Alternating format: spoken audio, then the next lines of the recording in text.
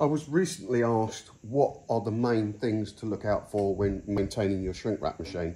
Now, the main thing with your sealing system is that you use a wire brush and some silicone fire retardant gel.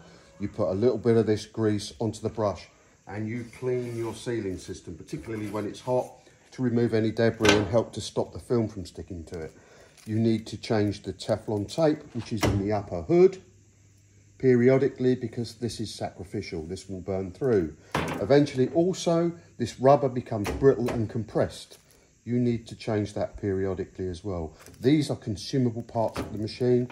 Cleaning your sealing system with the brush and the grease will make your sealing system last longer and help to stop the film sticking to the blade.